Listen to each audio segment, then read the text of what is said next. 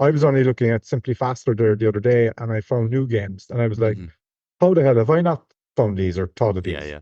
So absolutely, I think strength and conditioning has to move more towards a better and deeper learning of motor learning and that soft coaching side of it. That was Kevin Mulcahy, and you're listening to the Just Fly Performance Podcast.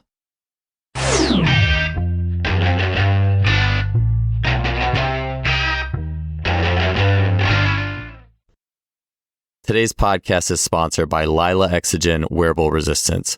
Exogen is used by coaches such as Randy Huntington and Chris Corfist and is an incredible tool in overloading the angular momentum and speed aspect of human movement. You can get 25% off of Exogen sleeves by heading to lilateam.com and using the code JustFly25. Welcome to another episode of the podcast. Thank you so much for tuning in. It is great to have you here. Our guest this week is Kevin Mulcahy. He is an experienced sports and strength and conditioning coach, and he's also the owner-operator of the Design the Game project. Kevin has worked with various sports, teams, athletes, and professionals across multiple continents for over 3 decades. Kevin takes a multi-lateral focus on elements of athletic performance, movement, skill development, as well as strength and conditioning concepts, and he has a deep interest in the way we learn and develop and build skills over time in our athletic journeys. On today's show, Kevin will be talking about ideal athlete development from an ecological, basically a environmental, a social, how we grow up, how we play, how we learn, and how that impacts the ultimate athlete product. And by understanding the entire journey of athleticism, skill development, we can really get a broader picture of how to best serve the athlete in front of us, whatever the hat we are wearing is, speed, strength, skill, movement, wherever we are. Kevin also talks about the ecological versus the cognitive approach. So the cognitive being more of how athletes are typically coached, very intellectually, I say this, you do this, versus natural skill learning and learning from the game itself.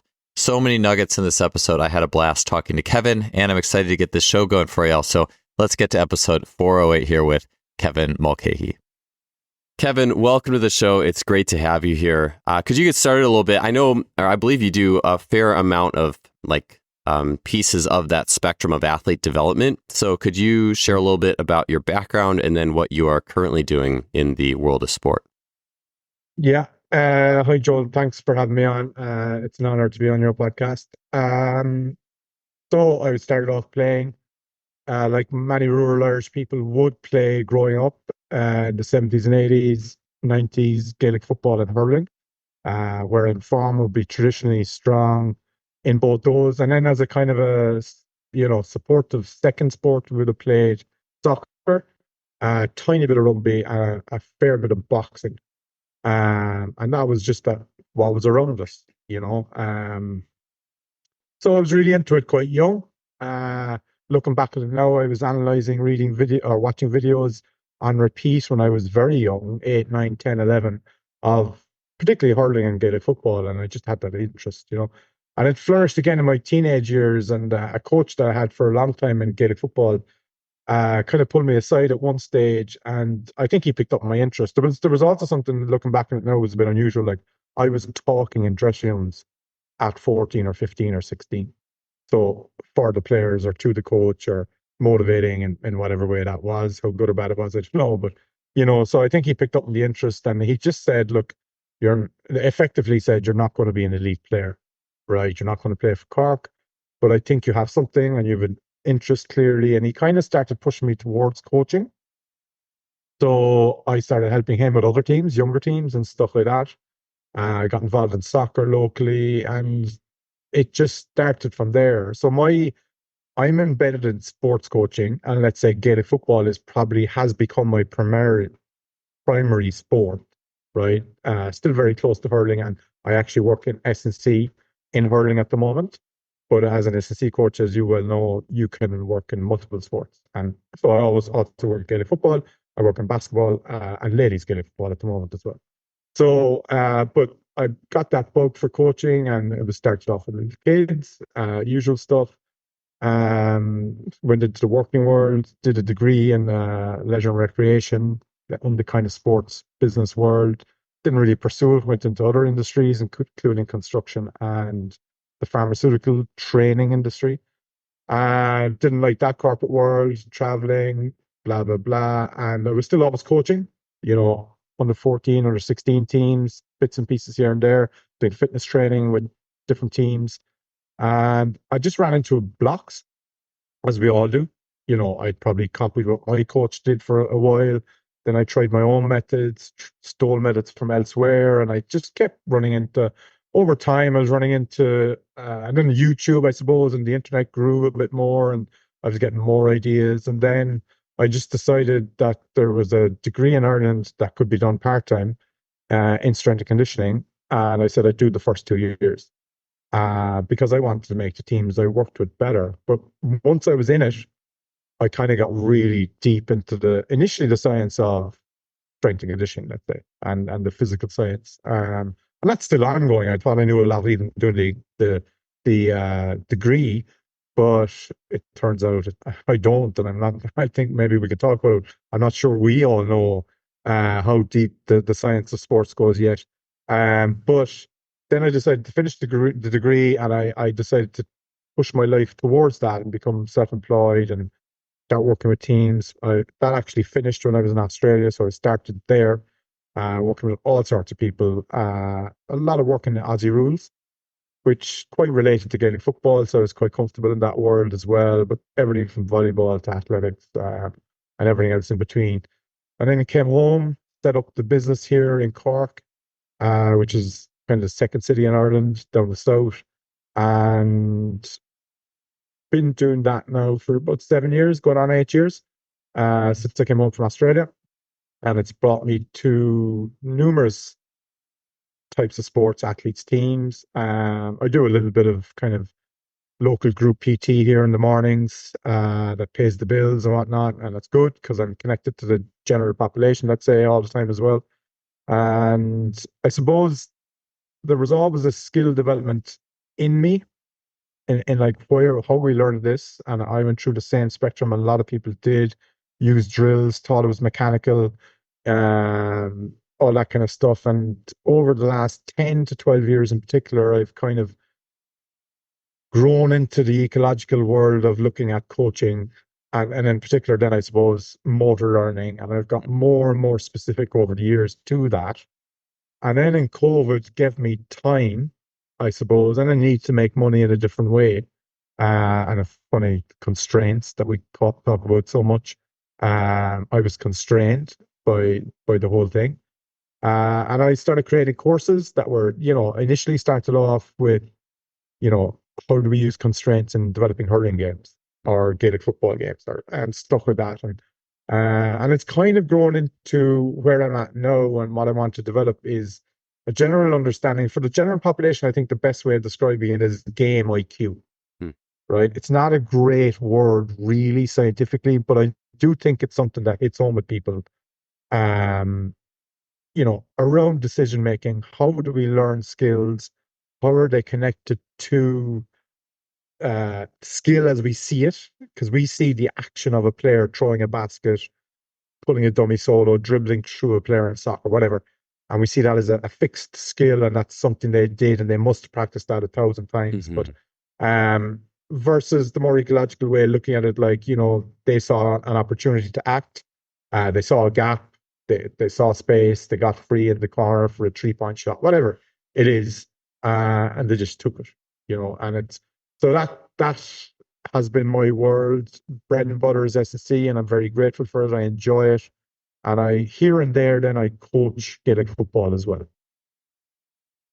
Yeah, one of the things that stuck out to me actually way back to, you mentioned when you were growing up, I just think about where we come from, like the sports we play when we were kids and how it forms kind of our initial worldview. And just there's almost like a mentality that goes with some of these things too. And it's just funny because I hear, I've had a fair number of Irish guests on the show, and I always hear hurling, and I'm like, the hell is hurling? I know it's like a stick and a ball, and I don't even know, but like, yeah. But like boxing, I just think that's like, I've had Angus Ross on recently just talking about like speed bag and like striking and the effect of the nervous system with that.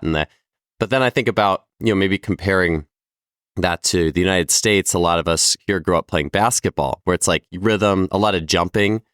And it's just interesting to think about some of those, like what is the free play base of that wellspring that eventually, transfers out into whatever other athletic qualities. I just think yeah, it's really interesting. I think there's a certain level of movement skills that people develop. Now, we might look at it like that kid really is really agile, or that person squats well, or that person can change direction well. But,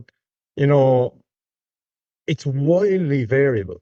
And I would say in Ireland, and obviously I'm talking about where I'm from myself and what I understand, but, we have little pockets I could talk about Gaelic football, right, that have been influenced by the weather, right? And certain teams in certain parts of Ireland. Donegal is a part of Northwest Ireland, which can be wild, really wild. And there's some beautiful pitches that actually are on the edge of the ocean. Okay. But they played this short hand passing game. And I always observed that. It was a kind of a given. But over the last years, I've heard them talk about it. And the reason for that is if they kicked it high, the ball would come back to them. You know, so that was a real environmental constraint in the truest sense of environmental constraints. So they created this running game. I would say, funnily enough, in Ireland, right, Gaelic football wouldn't have been practiced in the street the same way as soccer and basketball is, and I would call them street sports, right? And it's funny coming from an SSC point of view. Maybe it's changed a little now, right, because the last 10 years, but traditionally I would have struggled to get soccer and basketball players to engage in strength and conditioning more than any other sport, right? I don't know if that related to the street element where they have so much exposure, they have so much play, they feel good from it, they look good, they're fit. I don't need that. Why would I need that? I'm well built. That's just a theory of mine. I wonder about it, there's probably some biases or circumstances involved in the people I've met. But soccer would have been the played street sport still in a lot, certainly in urban Ireland. So we would play soccer as our play around game. Okay. And in school, we would have played chase and tag and all that kind of stuff. I think pretty much like most places, I think it's at the younger ages, from my observations. I haven't been ever in the world. I haven't talked to people ever in the world, but from my observations, that seems to be the most unified space for kids. They run, they chase, they catch, they climb, they fall, they get up. They don't get too bothered about it. That seems to be universal. So, but then you think about kids who play basketball in America and can play for hours and hours and hours and hours in certain areas in the streets and against all sorts of ages and levels. So the free play thing is very broad, where then we might see some variances. And this is a very present question for me in soccer. Okay. And I'll explain soccer in Ireland. The national team in Ireland is a constant question, discussion, good, bad, or indifferent. We get very high or we get very low. And that sometimes can be within 12 hours of a game, right? And what we seem to have lost from the early specialization, which has happened in all sports, not just soccer, but it's happening everywhere, is the guys who come through and play for Ireland now in soccer have virtually never played Gaelic football, right? And you can see it in the way they play, and that unique. So we'd have had some, not all, there were still some guys, particularly from Dublin, who would have just played soccer growing up. But most of the Irish players would have played Gaelic football as a minimum, and maybe Gaelic football and hurling, okay, depending on where they were from. And they had unique skills. Very hard to describe, but they were physical, right? They were awkward, right? And in a soccer sense, they didn't look like Brazil, they didn't look like Germany, they didn't look like Spain, but they still competed with those teams when we were at our peak, and now everybody's shuffling around. They tried to start the early pyramids, get them in early, train them hard from 12, 13, 14, make sure we get all the soccer players playing a certain way at that age. And it's been an absolute failure. Now, what we do have, right, is probably more players of a moderate to decent level. Yeah. right? But no exceptional players really, maybe one.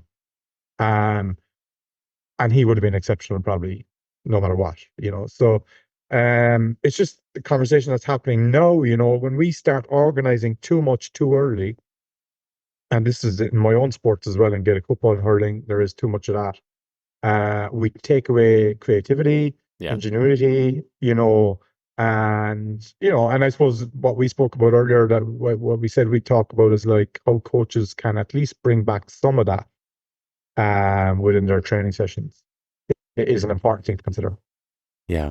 It's I believe it was Stephen Jones, the cricket fast bowling coach, who had said something about like the death of the natural athlete, like that athlete who grows up on free play, and there's this like exceptional artistry that comes out of that. And like Diego Maradona, like, like just people like that, or even just if you look at like the 80s as a training, just a block, be it the athletic artistry like a Maradona. And of course we have, insane players now, like, Messi and there's certainly still that. But I also look at like the physical training, like, like the Werner Gunther training series, Gilles Comedy. I mean, he was a little bit more 90s, and I think some even into the 00s. But even still, I think it's almost a cultural thing in a sense. Like music is similar. Like music, they've had like AI run analysis of all these musical years, and it was like the 60s through the 80s was the most like rich and diverse, and you could argue, creative. I mean, there was a lot of bad music too, and I think people need to realize that there's a lot of bad music. But it's almost like now it's like there's a lot of like music that people like to listen to, like, hey, let's put something out we know people will listen to. But I don't think now you don't get that like, wow, that is so like that creative, just that and a lot of it being constraint based too. Like there's more constraints, there's more things you had to overcome, there's more problems to solve, and there's also like this it's just I almost look at their being interested. Mark McLaughlin, who's been on the podcast, and he's talked about that. Like Led Zeppelin had all this, like, I remember one recording album, they had all this acoustic challenges to overcome, and then it just resulted in this incredible album and recording. And so I just think about the weather, like you were saying, with that one corner and pocket, and I think about like here in the States, like everything, pristine facilities, beautiful indoor facilities, race for facilities, and in doing that, you just lose that. It's like, how do you, well, just tear down the facilities, or not that, but like, hey, we can only use these for this part of the year. I don't know. It's so interesting to think about all those factors and where we've gone. Yeah, I think music's a great example, because we briefly spoke as well, or texting previously, about Brazil and how they played soccer differently, which is very related to capoeira, to the samba music, to they play futsal, which is a ground-based indoor soccer. But it has just different it's basically indoor soccer, but there's certain rules to it. And that whole mix of culture allowed them play that way. And they're having a massive debate. I've actually watched a few TV shows in translated English about getting back to Brazil, because they've taken the European model, let's say the Pep Guardiola positional model, right, without getting too deep into soccer tactics, but the positional way of playing, and they feel it's taking away from their competitive advantage. Just like I think less of our guys playing Gaelic football and hurling is taking away from Ireland's competitive advantage. Like we are, 5.5, 6 million people, and we're top 8 in the world for quite a period of time. Why did that happen? It wasn't population, right? Usually playing population matters. That's, and middle class playing population matters. But that's why Germany, England, Spain, a lot of these countries consistently produce teams, because they just have that churn coming through. Whereas Brazil and Argentina were totally different. Their culturalness allows Messi come through. Now he was obviously exceptional, right? And if you see the old videos of him when he was 4 and 5, like his perception and just ability to run with it was outstanding. So he's amazing freak, but the environment allowed that come through, because soccer was popular there. He got to play against kids really young, really regularly, and they just let him at it. And then that emerged. And I think music is quite similar. Like, as far as I can see, they're using AI. They're using marketing material to what works for people's ears. Like, and I think a music aficionado now could tell me I'm slightly off here, but that started with ABBA, where ABBA found that beat that it didn't really matter what the hell they said. Yeah. People would bop along to the music, you know, and that still exists because of ABBA. And, you know, they can sell albums to generations who weren't born when they were there, you know. So I think there's something in that with music. I'm not an expert, but I listen to a lot of music. But and it's just funny you say it. Like, there's very little stuff, maybe War on Drugs, Pearl Jam, that I listen to that's post 2000. You know, some of the hip hop.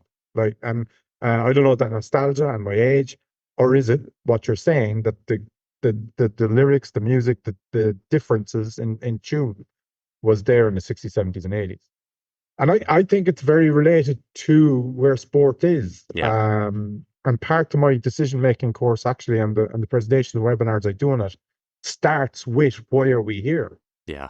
And World War II seems to be, and Taylorism and the industrialization of everything, and the success of World War II, like USA, Great Britain were successful. They were the main men, let's say. And at the same time, industrialization was coming through. Engineering was a huge part for the success in the war. And they out-engineered the Germans and the Japanese. And that was basically it. As crude as the atomic bomb was, that was seen as one of the things that won it, right?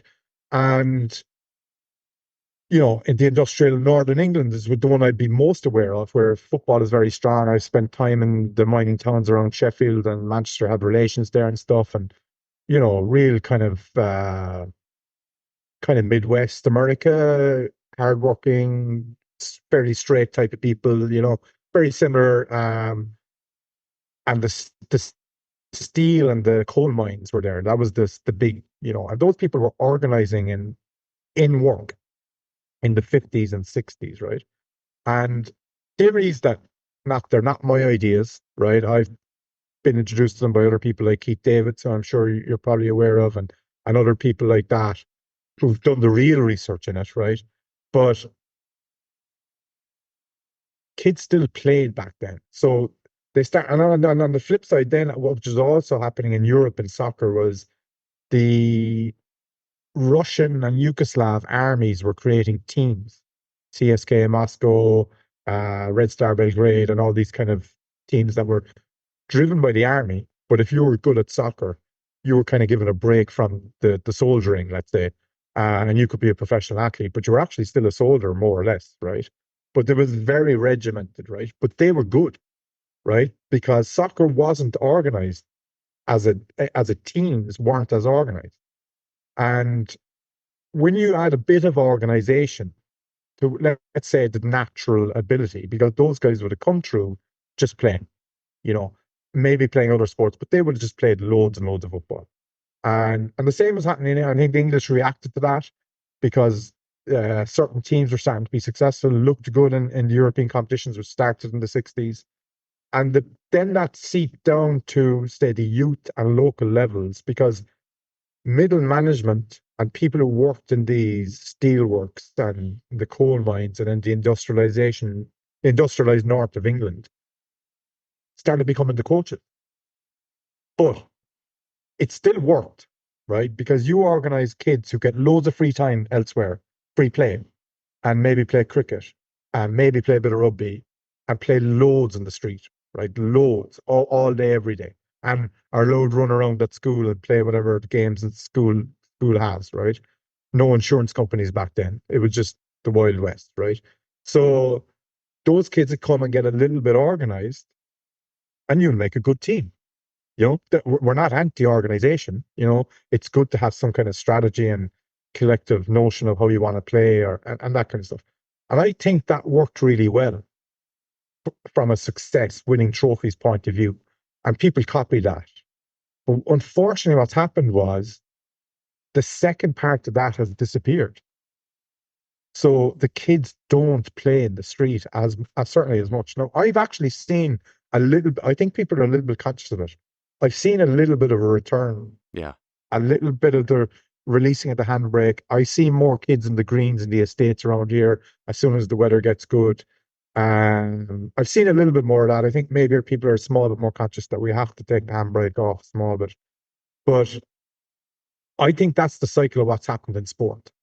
And then you can add in loads of other stuff like cognitive science, and you can get into all sorts of rabbit holes about, what works, what doesn't work. 10,000 hours, popular books that sold well, like Malcolm Gladwell stuff and all that kind of stuff. But the origins of it, I think, are in industrialization, Taylorism. If we organize this, it'll be better. But sport, as we know, isn't quite like that. Yeah, I think it's so important to study the history of things, like in physical preparation. Like that's one place I'm going. I'm hitting up like older coaches saying, "Hey, what's your reading list from the 70s and 80s?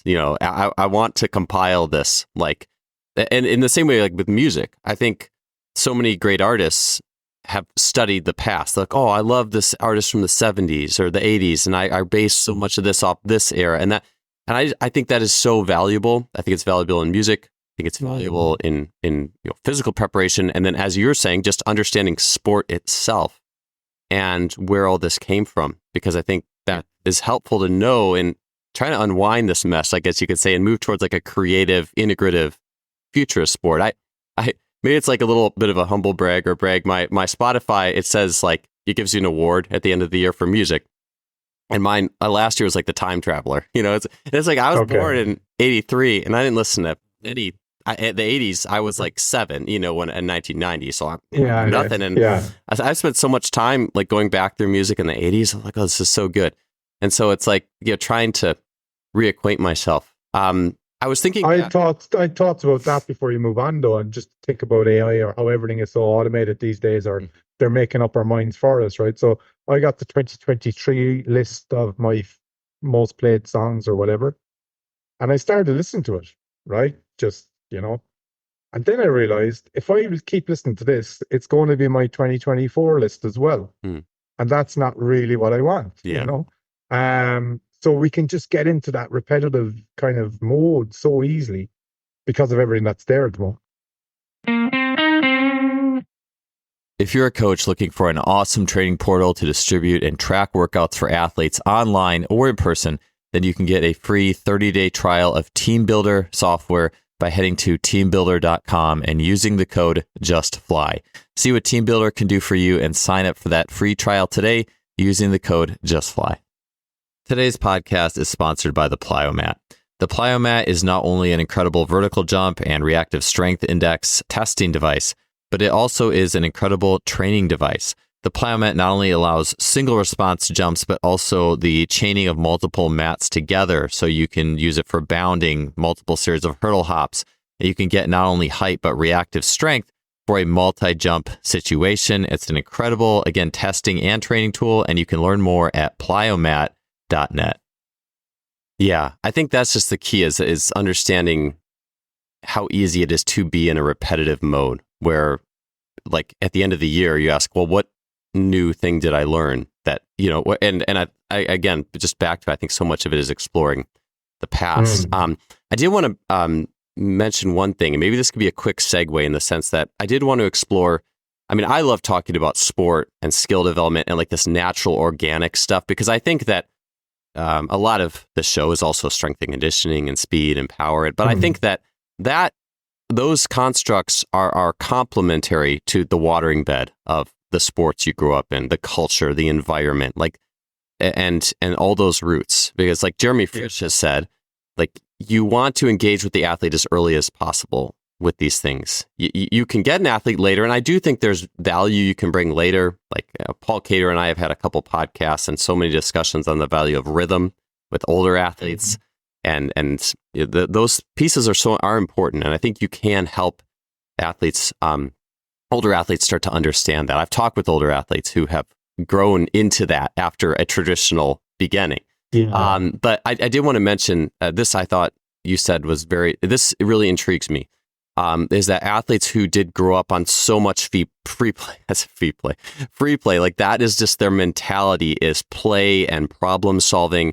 that those are the people who are a little bit more resistant to that like traditional, all right, we're in the weight room, we're doing XYZ, we're doing heavy loading.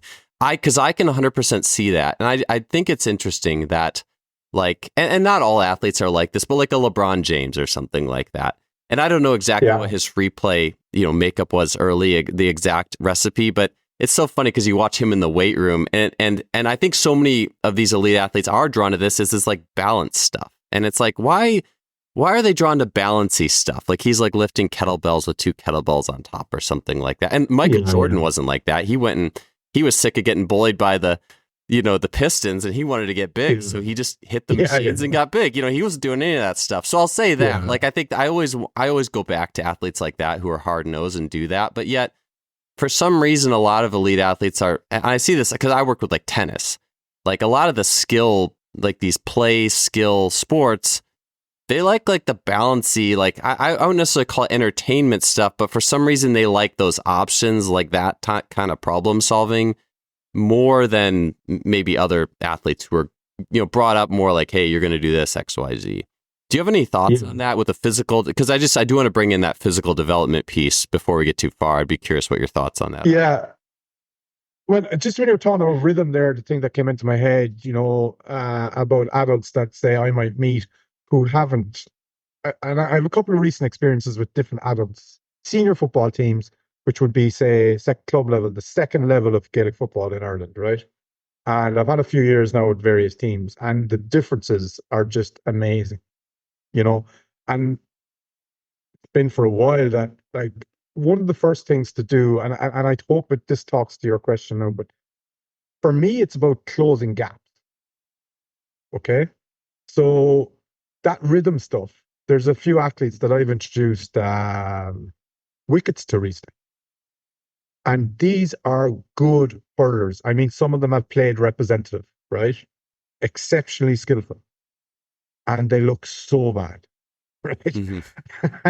and I'm also conscious of, like, let's be careful how much change I want to make, right? But I do want to get a bit of rhythm. And I don't think that the off the ball running is going to be hurt by a little bit of wicket work and a bit of, a bit of rhythm. Some of them struggle with B skips, you know what I mean? So, but parallel to that, I'm talking quite broadly, but it is physical preparation plus also like the overcoaching versus, I wouldn't say undercoaching, but I'm with a team at the moment, right, who are completely different to the team I spent the last 2 years with. The team I spent the last 2 years with had a hard-nosed kind of culture, and they loved conditioning. So no problem getting them into the gym, no problem. In fact, they gave out that we didn't do enough running, right? So whereas the team, but I struggled with concepts of the game and principles of the sport and developing a strategic and tactical approach. With the conditioning group, that group struggles with that. I got it. That makes sense, yeah. Right?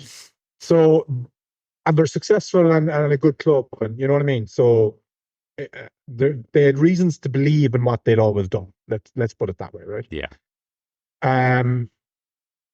New team, a much just literally it's only 40 k's away, right?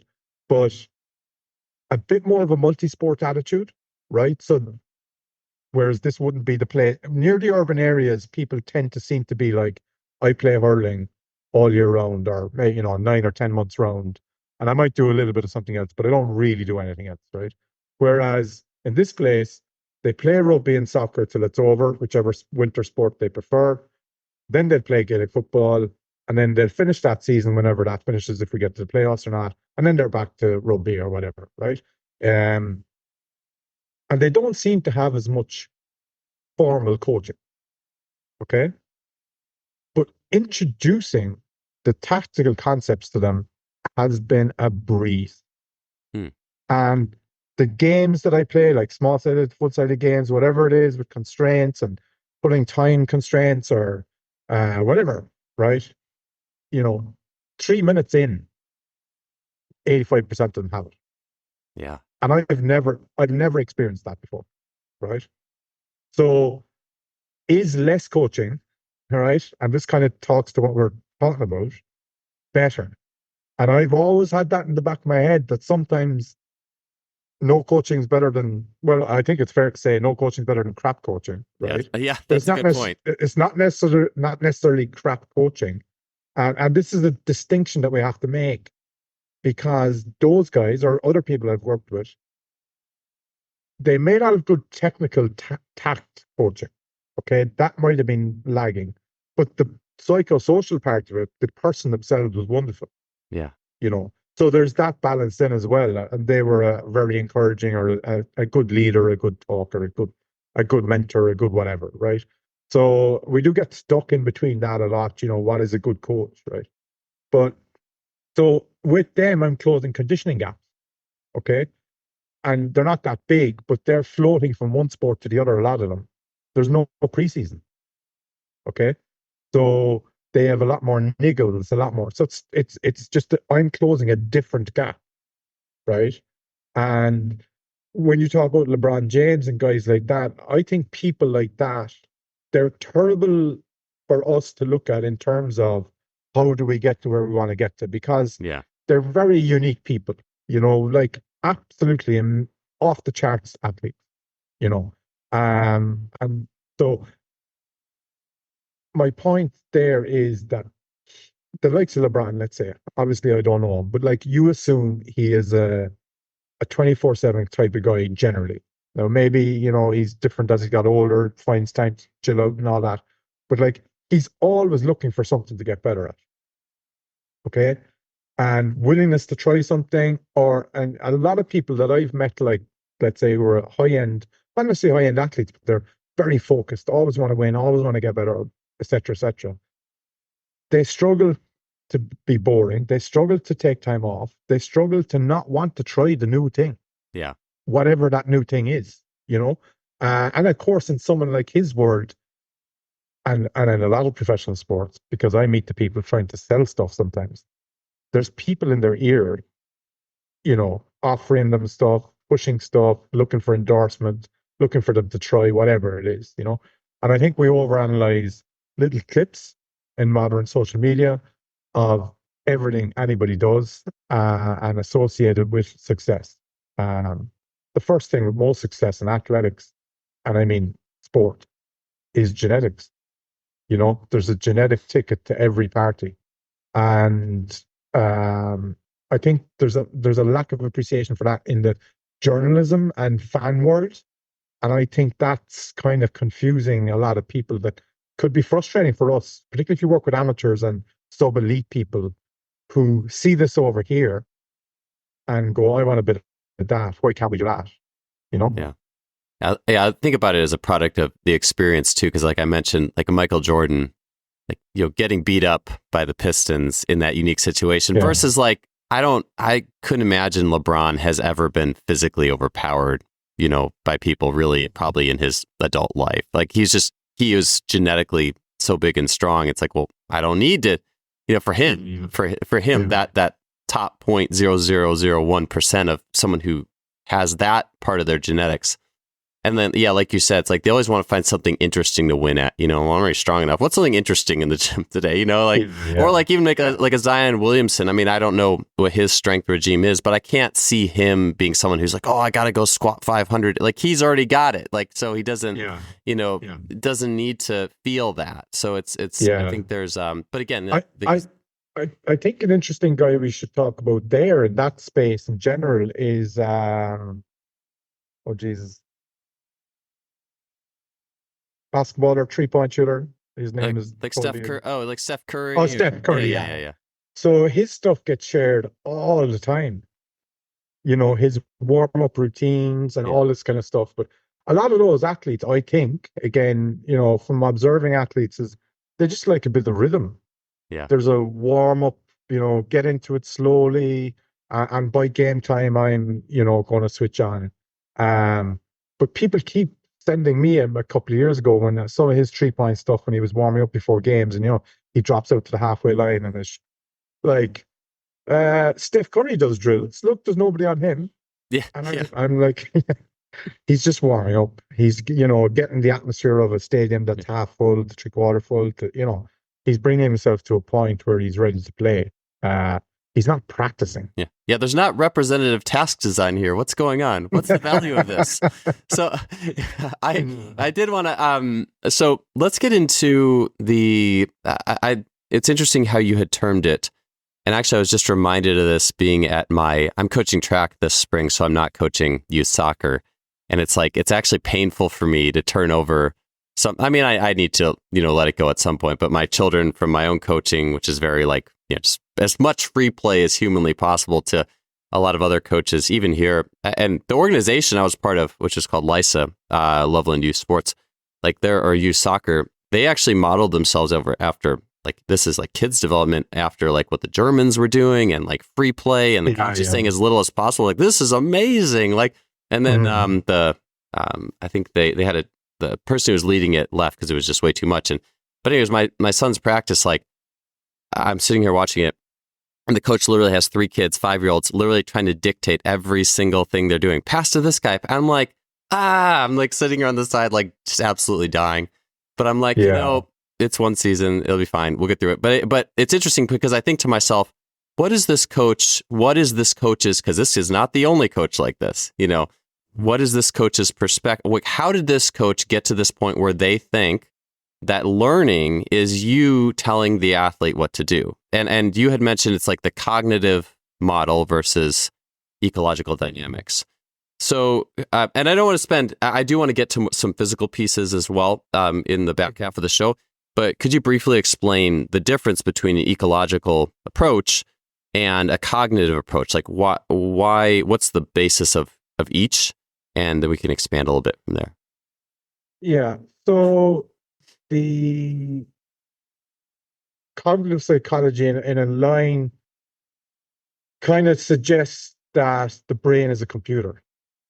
Okay. And that we store, I'm just looking for, I have a description here. Give me 2 seconds. Sure. I'll give a scientific one, and then I can expand on that. I'm just looking up. In cognitive science, which I would say cognitive psychology or indirect perception, it is assumed that decision-making behavior is predicated on the existence of a centralized controller, or a scheme or a mental model that is responsible for its organization and regulation. So we have a computer, and we see an opportunity to do something, or we're asked to do a task. We have a problem to solve. We go into our computer and indirect perception, take it from information from there, put it into the brain, and come up with a list of possible solutions. Okay. So cognitive science suggests that that's the case. And then that leads to, when your coach that you're talking about, or the drill culture, that if we break the parts of the game down, or the parts of the skill, the striking, the kicking, the throwing, whatever it is, and build them back up again, it'll be the ultimate model. Okay. Okay. And just before I move on to explain where I think your coach might be coming from my experience, right, is particularly in hurling, but I think it has been purveying in all field sports in the British Isles and Ireland, right, is, but I've heard it said by coach educators, so this is NGB driven, okay, if they don't have it by 12, they will never have it. Okay. So that phrase was being said by coach educators in Ireland for the last 10, 15 years.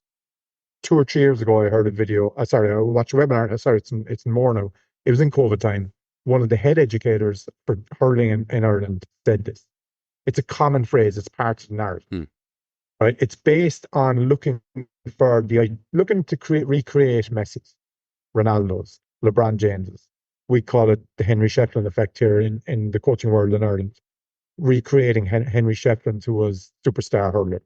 Right. So, and looking at that as a model. And that's where the coach education pieces come in, allied parallel to, say, the cognitive approach, which is deeply related to the Taylorism, the industrialization, the building of cars that has filtered through all our lives as well. Okay.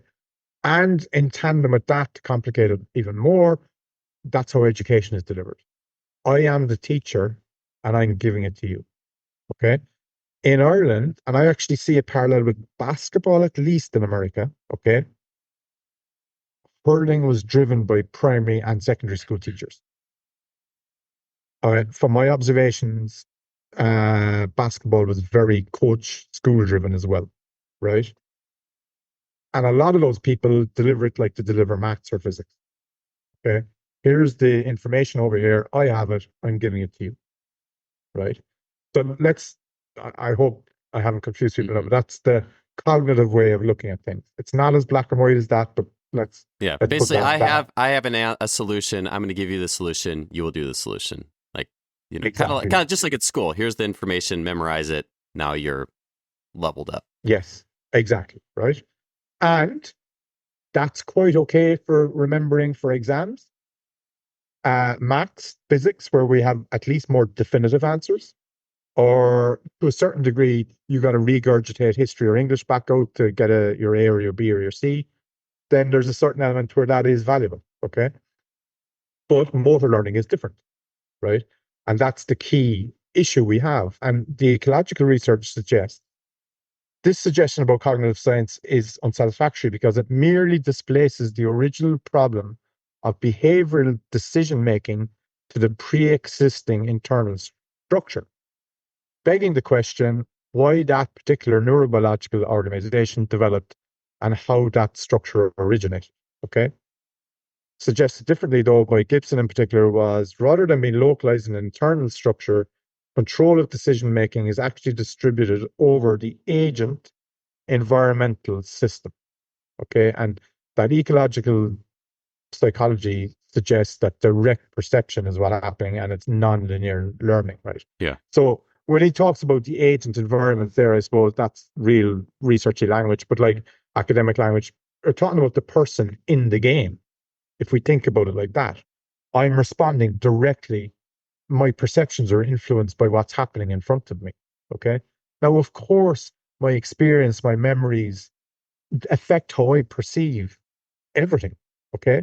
And that can happen on a macro and a micro level as well, in the game. And I think this is one of the things that defines the best players, right? They've great eyesight. In a lot of sports, it seems to be that eyesight is a massive advantage. They have great perceptual skills in general, but they also, I believe, I have no evidence whatsoever to support this, but they are brilliant reflectors. So they reflect really quickly within the game. Okay, so let's say I'm playing center half. I'm 5'9". I give the same type of example a lot because I actually experienced it. I was small for a center half in soccer, and so sometimes you would meet 6'2" guys or whatever. The general perception when you walk out the pitch is that the team are going to cross the ball to him, point. Okay. So you prepare for that. I would step in front of him, step on his toes, elbow him, perk him, do whatever I can because I'm at a disadvantage. And put him off heading the ball because I can't. I'm constrained by his height or by my height, whatever way you want to look at it. But the very first ball, they play through the middle and they play at the feet, and he turns me and he shoots and he hits it just over the bar because actually he's got a lot more to his game than just being big, right? So my whole perception and world has changed in that sense, right? So the next time I'm watching the center half pass the ball to the midfielder, I'm perceiving the game differently now, right? Because this guy beside me that I'm man marking is different to what I thought at the start of the game. So my perception has evolved. Now I'm perceiving the play to come towards me in a very similar manner to what happened 3 minutes earlier. So I can't play it the same way. And what makes him a great player, if he is a great player, is that I start playing differently and stand out in front, try and catch him offside or play him, don't give him the advantage of getting the ball low. And they just chip the ball over the top. And he's fast as well. And I'm screwed. Right. So, and that's just hypothetical, really. But those kind of things have happened to me. Right. Yeah. And that happens to all of us all the time. So that's what the ecological. So that then lends itself to learning in the game. And that's what people from the constraints-led approach ecological world would say, that we learn in the game more than anywhere else. And it's not like both of us work in the physical preparation world. It's not that any of this stuff, like physical preparation is drills, really, when you think about it. Yes. Okay. Drills for building capacity. But if we need to support the development of an athlete or a person to play in the game, that's fine. You know, there might be a need, there might be coordinative disadvantages, right? So your coach that's with the, what is it, under eights or something? That age? Oh, well, the coaches I brought up were like Jeremy Frisch working with younger athletes, or Paul Cater. No, no, who does no. a lot of rhythm. I mean, sorry, the coach with your kids. In the organization. Yeah, just the soccer organization. Yeah. Coach Under eights coaching or my whatever. son's team. Yeah. But my point is, like, you know, going back to the cognitive feeling that they have the information to give it, whereas the ecological belief is that the information is in the game, right? So let's give them the opportunity to learn about the game in the game. No, as you talk about the Belgian and soccer, or you thought about the Germans, but the Germans took it from the Belgians, right? In this youth, and it's a really impressive approach, right? Yeah, because they overhauled everything. I remember after like some disappointing World Cup year, I read they like had to overhaul their whole youth system. Yeah, that's exactly what they did. But kind of along the same reasons that we speak about here in soccer, and that we've lost that edgy type player. They felt they were losing something in Germany that was the more archetypal German footballer, you know. But what they did, which is so brilliant, and I know you're probably aware of this, right? And this is the problem with the cognitive side stuff, and that coaches who try to drill too much and who try to control and believe that they have all the information and all that, right? And I have the answer because I was a good player, which is a massive problem at amateur sport, which is basically all of Ireland. There's very little professional sport in Ireland, right? So the local town hero is an even bigger problem in Ireland, because the local town hero, if he's actually decent, will go to professional levels in most other countries. And they're kind of out of there then. They never come back. That's not how it works here. So you're dealing with that. I was the superstar. I know more about it than you. Okay. So that's a very strong kind of element in our world. But with this German stroke Belgian approach, they're not trying to fight science. And that's what they realize more, I think, than anything else. And I've listened to Chris Van Hagen at conferences, who was central to the Belgian change in approach. And neurobiologically, they looked at how kids develop. And boy, are we interfering with how kids develop. So they took the idea of, I'm going to try and get this right now, but you know, there isn't much point in making a five-a-side from 5-year-olds. But they don't want it, right? They're too selfish, right? So they have, the idea is that they go through these phases of me and my ball, me, my friend and my ball, me and my friends, right? And let's say that's 5, 6, 7, 8, up to about 9. And that kids, in whatever non-linear way, go through this system. So they started by introducing fun and other games that are not actually soccer as part of going down on a Saturday morning or a Friday evening or whatever it was. And then they'd play some 1v1 stuff, and they'd try and match up the players so there wasn't too much of a developmental imbalance, right? And then as they got better and comfortable, and like there was an inbuilt fight with that. So there was because it was my ball and I'm selfish and I don't want to give it to you. And there was actually a technical benefit to that, because the kids were literally fighting for the ball, right? And then it moved to 2v2s at age 7, 8, I think, right? And that involves a bit of passing, right? And short 30-second, 60-second, 90-second practices, you know, so you're not overburdening the children either. So they basically decided to stop fighting the neurobiology of children, right? Or the developmental stages of children, whatever language you want to use it. And I think that's the attitude we should take to nearly everything we're doing.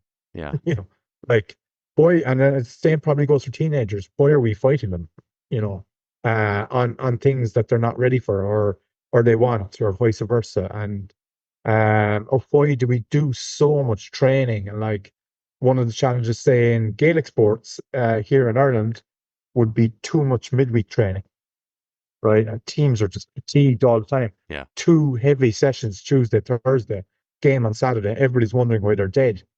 My belief, based on, I suppose, as deep a knowledge as a sports science degree goes. I mean, it's not deep like the physiologists, but decent like the rest of us, is that you probably have 2 big days a week in you.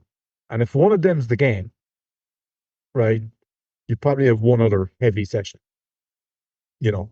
So you need the 72 hours. I say 72 hours, right? I think that's what you need. So you go from Saturday to at least Tuesday, if not Wednesday, before you can load it up again. Yeah. Whereas, and then that 3 in a 7-day period becomes 6 in a 14-day period. And that cumulative stuff just gets worse and worse and worse and worse. So I think at every level of the sport, be it children, youth, and adult, we need to stop fighting biology, chemistry, and physics. It's kind of mindless when we think about it at those basic levels. Yeah. I think the more we can understand about it from, front to back or youth to pro, I just think that there's that global understanding. It can really help us to fill in, I think, the spaces in the middle as well. Something kind of almost to summarize what you had said about the cognitive piece, and it's funny too. I remember when I moved back to Ohio from California, and I signed up for a volunteer spot on a track program, and a lot of track coaches here are teachers, like you said.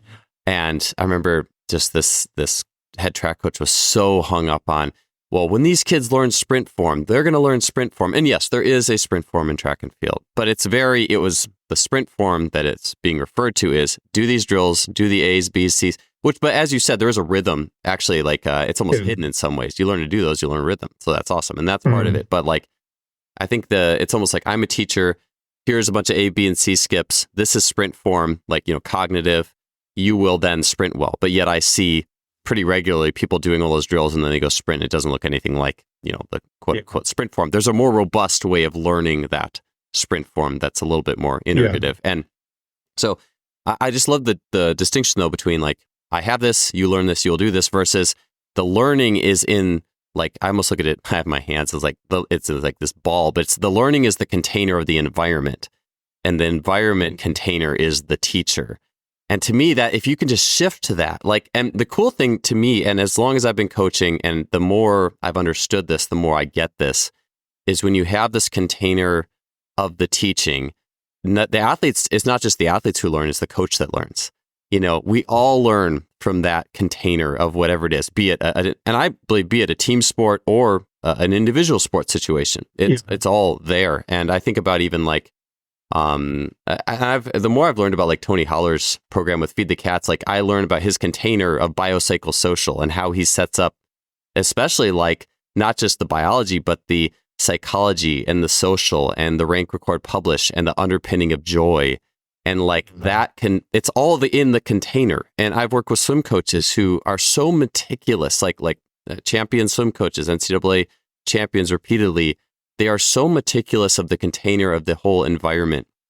And as I've seen too, I think even beyond what to me is so interesting is to actually watch technical change, not given by the coach, but by the environment changed.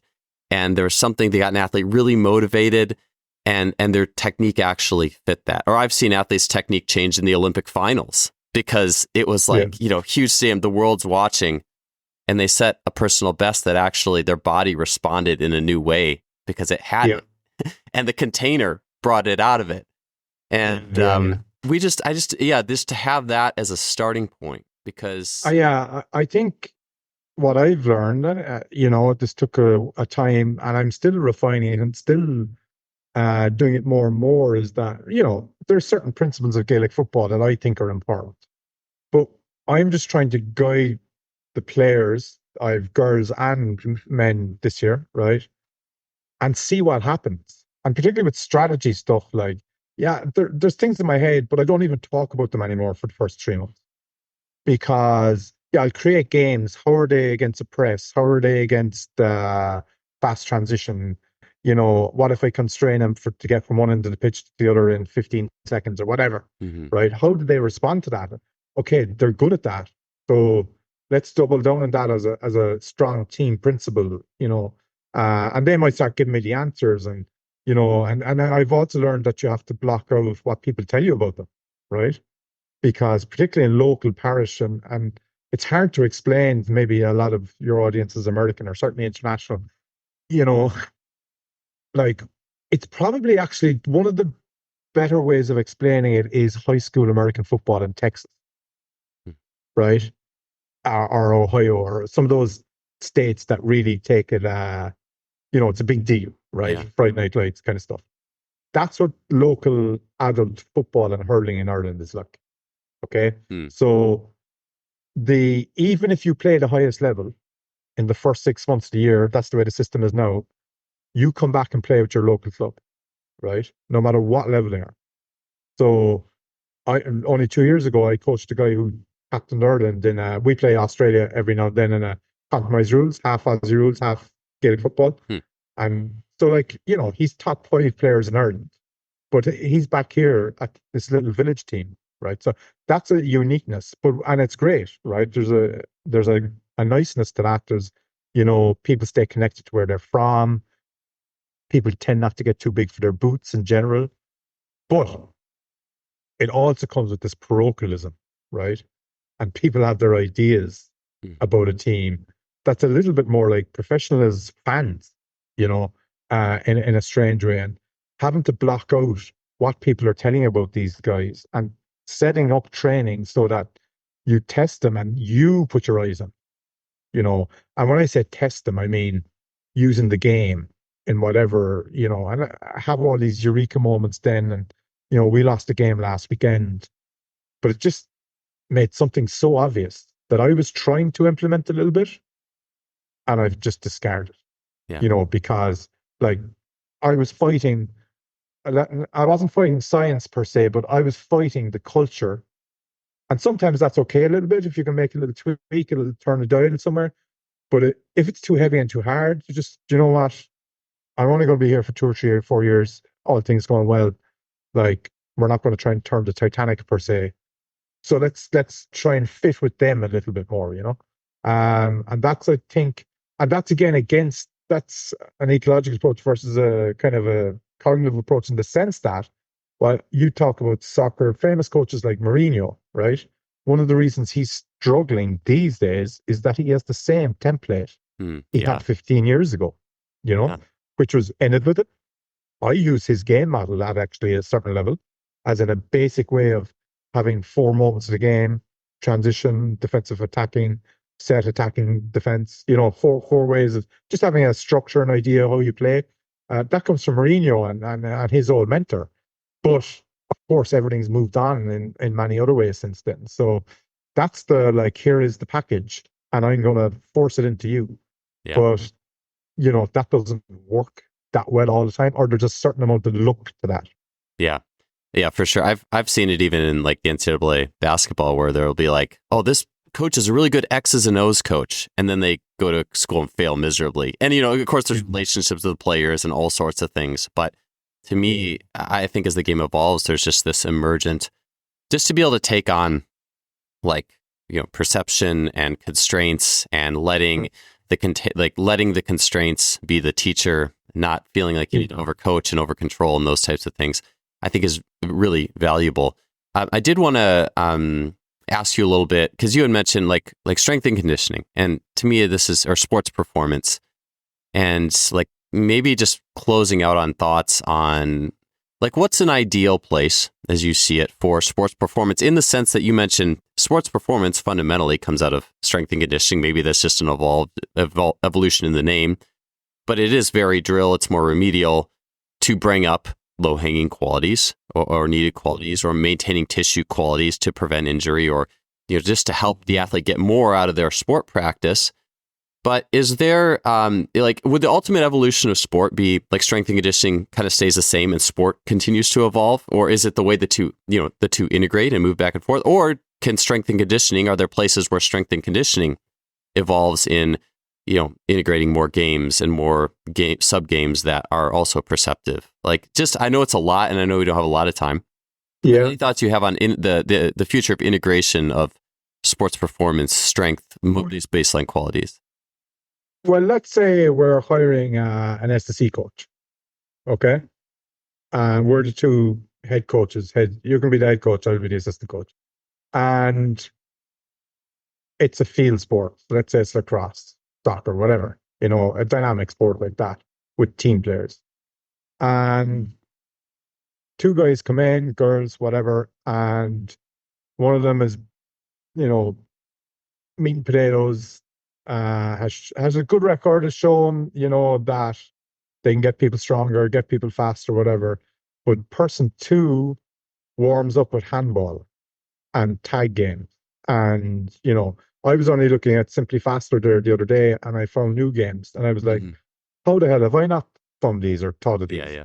That disgust that you find when someone else has thought of something that seems so bloody obvious.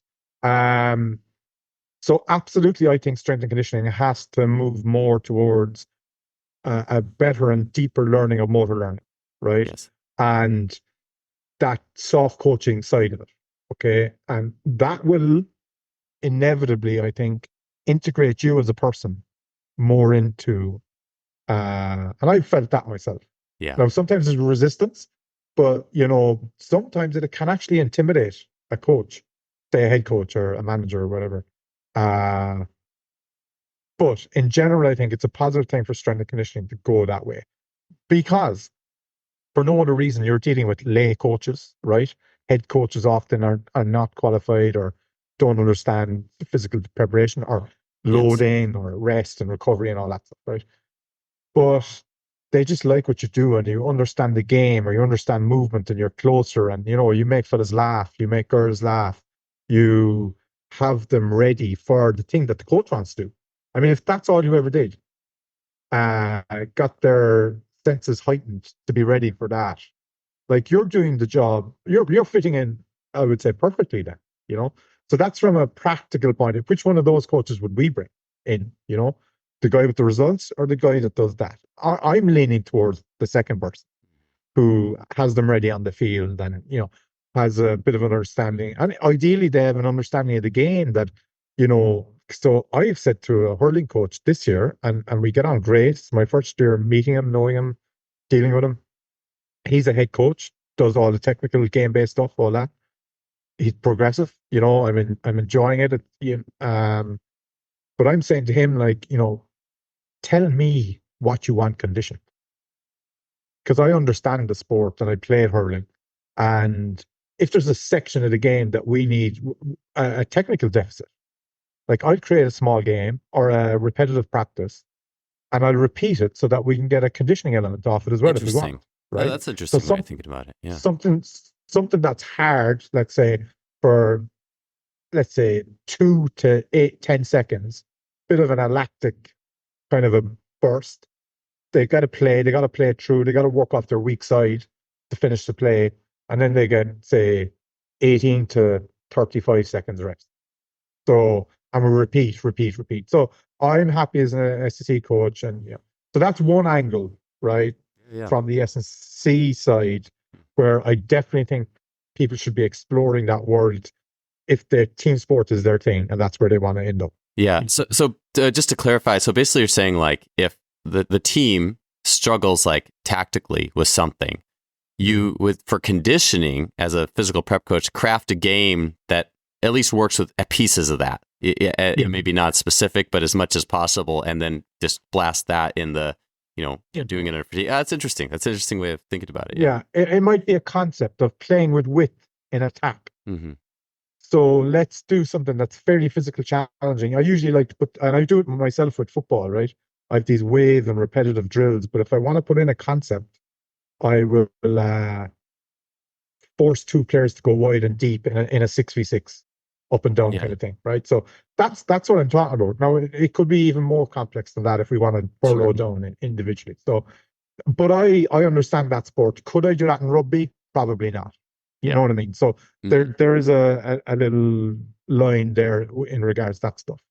And I suppose, like, I don't think overall, even though there is definitely more awareness, right? Because the data doesn't lie about where sport and coaching is, at least in this part of the world, right?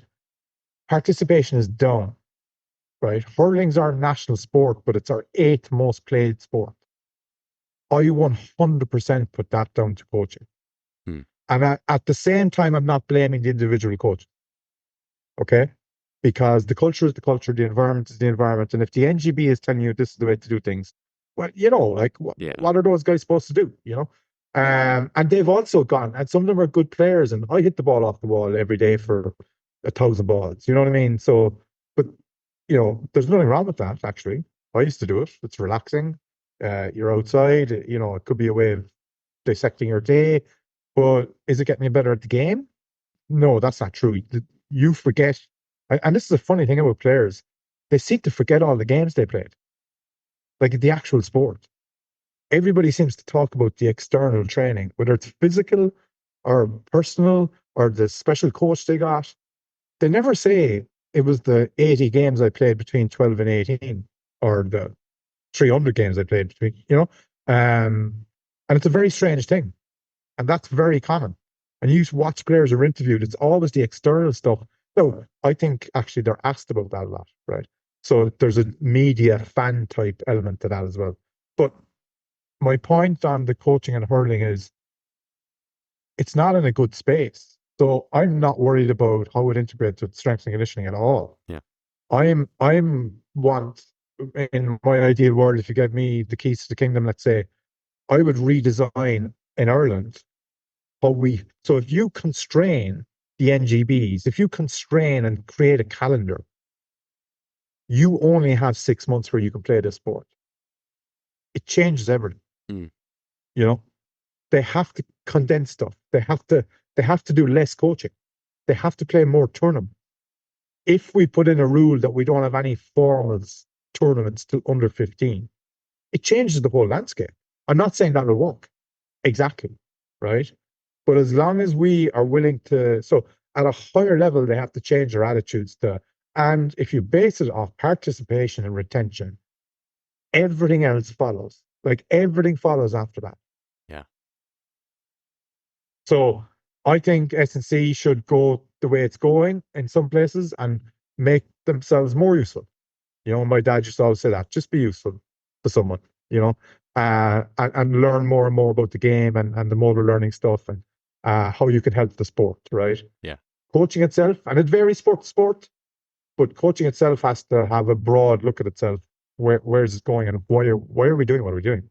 Like always the why, Yeah. I think I look at it a little bit as nodes in a network, like that are all interconnected. And I think sometimes even if maybe you don't think you're having a direct impact, I think by understanding the game and play and learning more, like you said, I think an evolution of sports performance is understanding motor learning because that's that container. And I think the more we understand that, we can still resonate, I think, with the other people that we work with.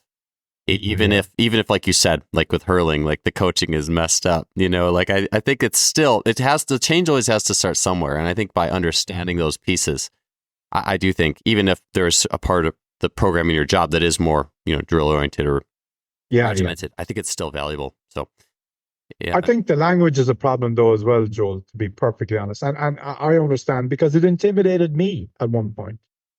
This academic language. Oh yeah. Like, you know what I mean? Even the word motor learning 20 years ago, motor learning. Like, is there a better word for it? But I agree. There isn't, but the point is there's a lot of language like that. We'll take some submissions. I was just talking with Bobby White, who's a basketball skills coach here and does physical prep in the United States. He does it all. And he was saying he doesn't even like the word constraints. And he works with high schoolers, but even just saying, getting a group of high schoolers, I'm like, all right, we're going to modulate this constraint today. It's like, no one wants to hear that. It's got to be a language that resonates. Yeah. So, I agree. I think the language is, it's hard. I like learning. But the language is a barrier. Yeah. The coaches I work with would tell me that. And they would text me after a webinar or something like, I really don't know what you're talking about there, which I appreciate and is good. Because it makes my coaching better because I have to distill the language and get a bit clearer and simplify things for the coaches. Because if you don't understand what somebody's saying, I mean, it's just you can walk away with a whole different idea of what's going on. Yeah, and we're all like that, Yeah, that's why even as I kind of had this mental construct, this idea of like the container of learning, right? Like, well, what's in the container? Well, your environment, your friends, your family, the task, nature, being in different places, different experiences of the game, the way, the shape of the field or the, whatever it is. And so all these, who's there to play? Is it older and younger kids in the same game or something? It's all. So I don't know, maybe I need a better, it's like, how do you describe it with the least amount of description and technical words that, helps to facilitate that? I do think like I've learned to talk about playing on the green, just like you're referring to there, talk about cultures. Like in Ireland, it's quite easy for me to talk about Kerry and Donegal and Gaelic football, distinct cultures. Why do they play the game differently? And I can explain constraints then, like the environmental weather constraint of Donegal is, and they go, oh yeah.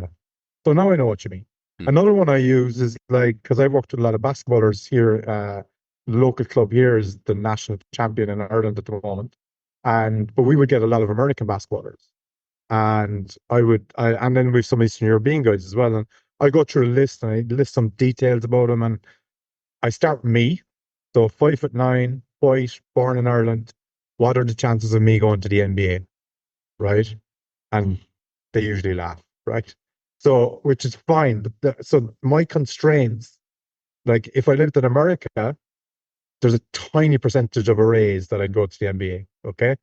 And then, and then I bring up some of the basketballers like 6'6" Mickey from Slovenia. Okay. Small, but better height, basketball culture. And then I've guys from, let's say, Tampa, LA, New Mexico, who played Division One college and stuff like that. What are the chances of them making it?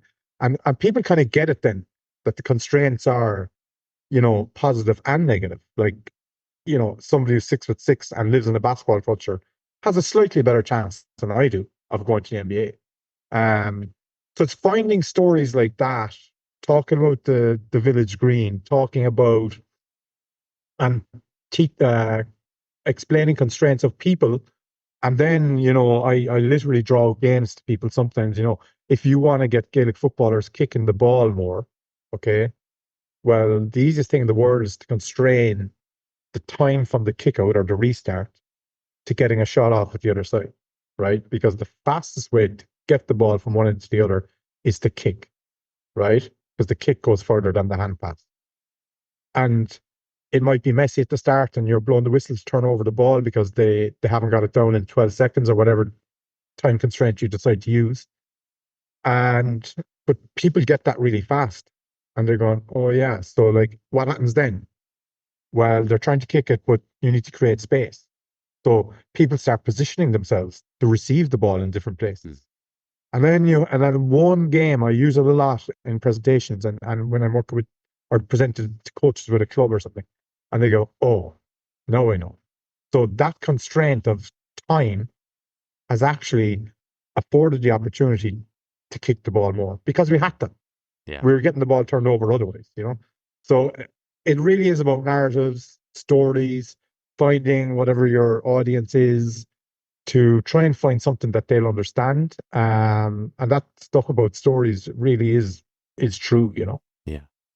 Yeah, I agree. The story piece too. That's a good word that, is a little less technical. And I think it says too much. So, Kevin, where can people learn a little bit more about you and what you're up to if they want to learn more about what you have and what you offer? Yeah. So, Twitter, X, movement coach _KM is probably the social media I use the most anyway. And there's links there. I've designed a game project, which is in tandem. I have an S&C business, which is more localized. Designed a game is the coach education business. There's a Facebook group there, but everything is linked from my link tree, which is in the Instagram and the Twitter, which are both have the same handle. Movement Coach KM, as in Kevin Mulcahy. And that's the best place. And people can DM me, and they'll find different bits and pieces from there. I have a lot of practices, videos, games, and whatnot in the Facebook group in particular. If someone wants to join that, but really nearly everything is accessible once you get contact ring. Awesome. Yeah, I know we're running out of time today, but thank you so much for being on the show, Kevin. It was awesome hearing your perspective on things. Yeah, thanks for having me, Joel. That's great.